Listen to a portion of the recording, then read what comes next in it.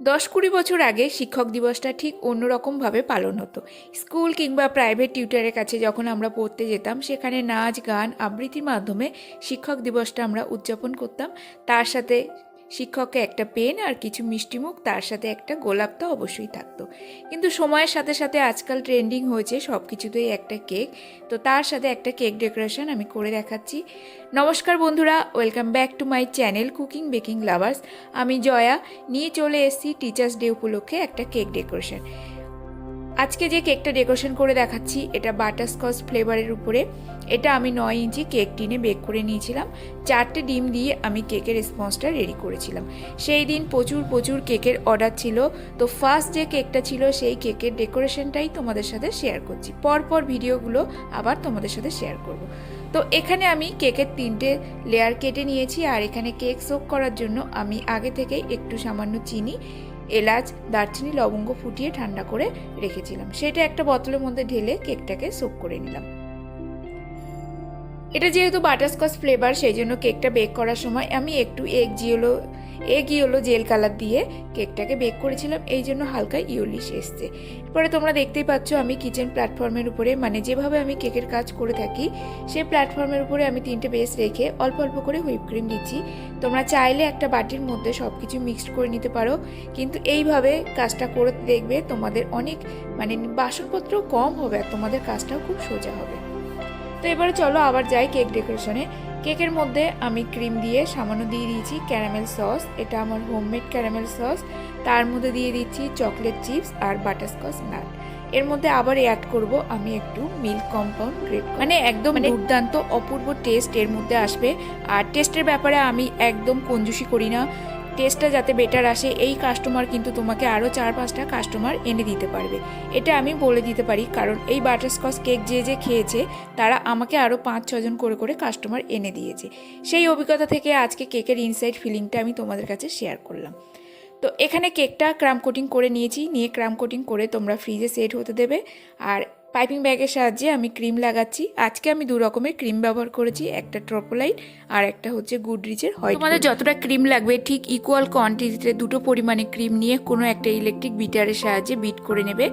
তাহলে তোমাদের একটা যে ক্রিমটা তোমরা নিজেরাই 2টো কোম্পানির ক্রিম যখন বিট করে অল্প খেয়ে দেখবে, একটু টেস্টের ডিফারেন্স থাকবে। আর আমার সবসময় চেষ্টা থাকে, কারণ অন্যান্য জায়গার থেকে আমার কেকের টেস্টে যেন একদম ডিফারেন্স হয়। আমার যখন বেকারি ছিল না বন্ধুরা, আমি এইভাবে 2-3 রকম কোম্পানির ক্রিম একসাথে বিট করতাম, কারণ 2-3 রকম কোম্পানির আলাদা আলাদা একটু টেস্ট থাকে, ফ্লেভারের একটু ডিফারেন্স নিশ্চয়ই থাকে। তো এই টিপসটা আজকে তোমাদের সাথে আমি শেয়ার করেই দিলাম, আমার বেকারির সিক্রেট একটা টিপস। তো এইভাবে দেখো আমি ব্যালেন্ড নাইফের সাহায্যে পুরো কেকটাকে কভার করে নিলাম ক্রিমটা। আর যে ক্রিমটা আমি এখানে ব্যবহার করেছি সেটা কিন্তু নর্মাল একটা টেক্সচারে আছে, খুব হার্ড টেক্সচার নেই ক্রিমটার। তো ফার্স্ট আমি এখানে ক্রিমটা ব্যালেন্ড নাইফের সাহায্যে সমান করে নিয়ে এখানে আমি স্ক্রেপার নিচ্ছি। স্ক্রেপার ব্যবহার করার ফলে তোমাদের সাইডের যে এক্সট্রা ক্রিমটা আছে সেটাও উঠে আসবে। তো স্ক্রাবারটা ঘোরানোর পরে আমি কেকের টপ পোর্শনটা ক্লিয়ার করে নেবো। আর টপ পোর্শনটা ক্লিয়ার করার জন্য আমি এখানে ভিডিওটা ফাস্ট করে দিয়েছি। তো টপ পোর্শনটা ক্লিয়ার হয়ে গেলে টার্ন টেবিল থেকে আমি কেকটা তুলে নেব। তুলে নিয়ে তোমরা কিন্তু কেকটাকে আবারও ফ্রিজে 10 মিনিটের জন্য সেট হতে দেবে। কেক ক্রাম কোটিংয়ের পরে 5 মিনিট সেট হবে, তারপরে কেকের ফাইনাল কোটিং হয়ে গেলে আবারও 10 মিনিট রেখে দেবে। দিয়ে তারপরে তোমাদের যে ডেকোরেশন করার, কেক সাজানোর যেসব ব্যাপার থাকে সেগুলো করবে। আর আজকে যেহেতু আমি রাউন্ড কেকের উপরে একটা বই বানানোর চেষ্টা করছি, তার জন্য টুথপিকগুলো একটা সমান দূরত্ব রেখে একের পর এক টুথপিকগুলো সাজিয়ে নিচ্ছি। এতে তোমাদের একটা পারফেক্ট লাইন চলে আসবে। এইভাবে টুথপিকগুলো সাজিয়ে দিলাম। দিয়ে দেখো এটা স্কোয়ার হলে কেকটা খুব সুন্দর লাগতো, কিন্তু যে অর্ডার করেছিল সে রাউন্ড শেপের মধ্যে অর্ডার করেছিল। আর কেকটা প্রাইসও কিন্তু খুব কমের মধ্যে আমি ছেড়েছি, মাত্র 280-র মধ্যে আমি কেকটাও ছেড়ে দিয়েছি।